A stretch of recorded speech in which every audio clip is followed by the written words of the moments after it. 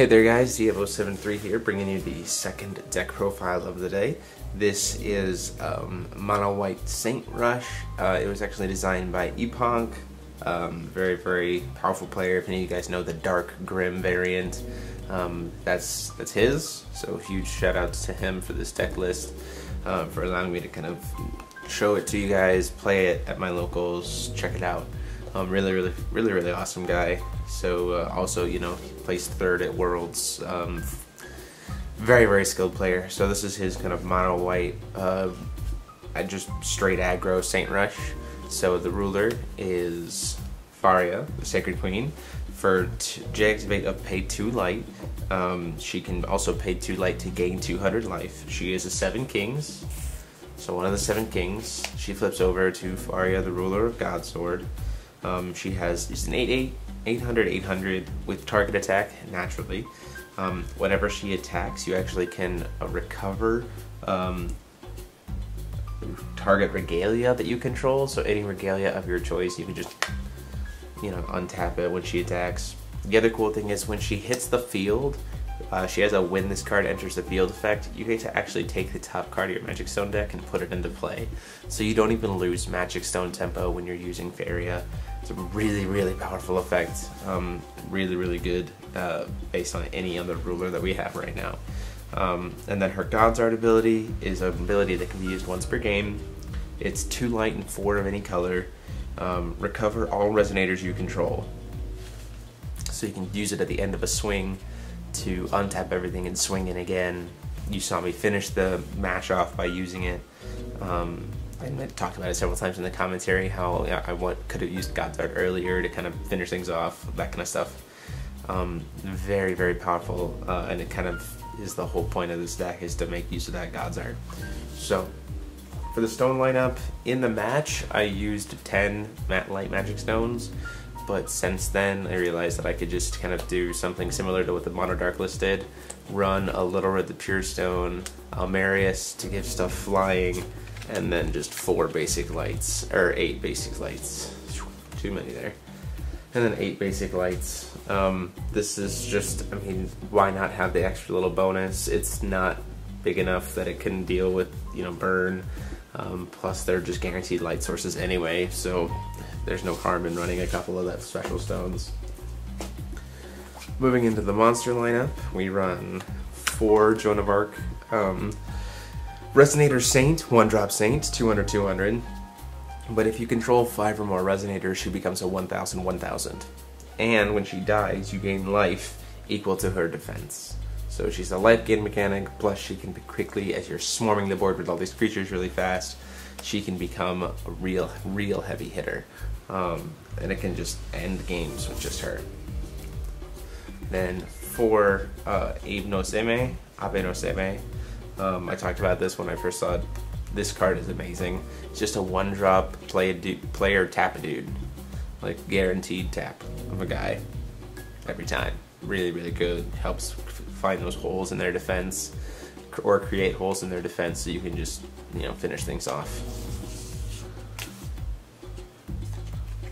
For Grimm, the Heroic King of Aspiration, it's 2-drop 500, but he buffs all your other light Resonators by +200, so he makes all your small dudes bigger. And if you have multiple of these, then things get big real fast. How do you get multiple of them out, you say? Either have them in your hand or have Pandora. Pandora is a 1-drop, but she has an awakening of pay 2 extra light when she enters the field, so not an enter effect. Search your main deck for a Grimm and put him right into the field. So very powerful way to just be able to pull out that buff, and she instantly becomes a 5/5 herself at that point. Then there's the Knight package. We run 4 Perceval. The whole point of Perceval is to help you grab those Regalia, as well as to be able to protect your Knights of the Round Table, or just kind of fill up your hand. Plus it's a 1-drop, so this deck has a lot of 1-drops, and you'll see why in a second. 4 Gawains, because he gives additional buffs to your Knights of the Round Table. as well as being able to serve as like a blinder beetle, as like being able to tap dudes when he attacks and blocks as well. You saw sometimes in the commentary that I mentioned that I could have just swung in with Gawain, tapped a dude, and ended the game.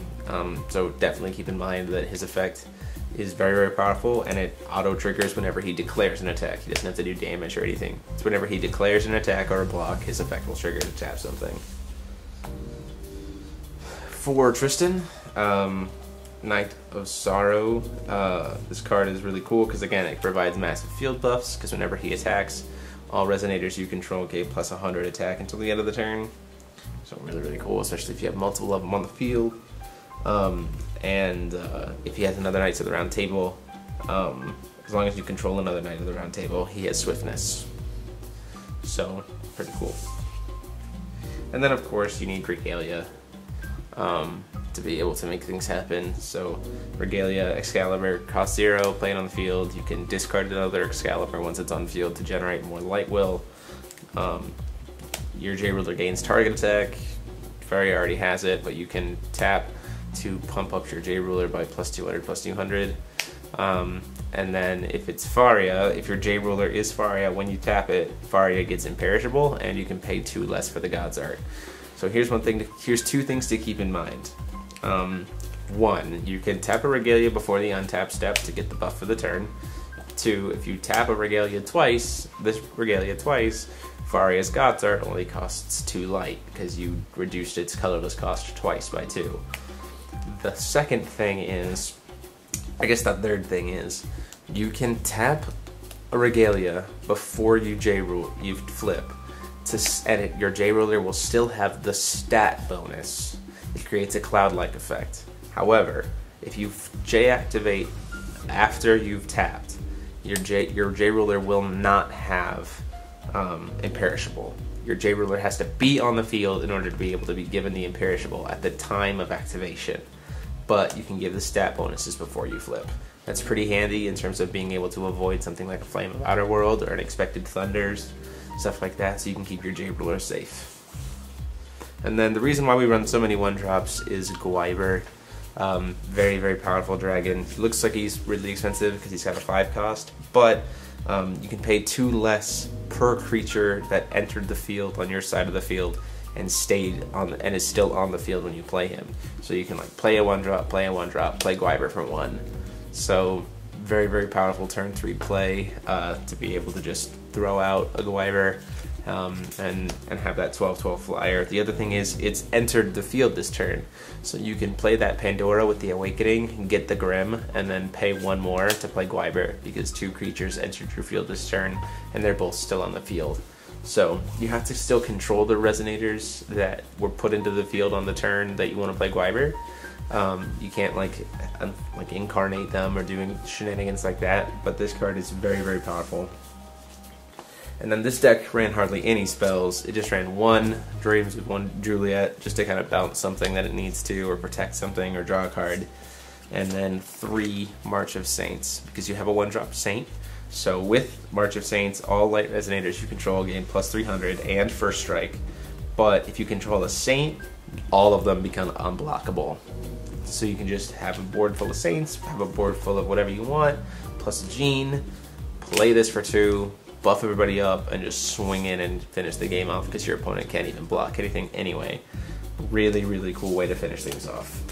So yeah, nice. That is ePunk's mono white rush list from this past feature match. Let me know what you thought of the list, what you would make changes to, as always. Go ahead and like, comment, and subscribe. And until next time, guys, this is DMO73 signing off.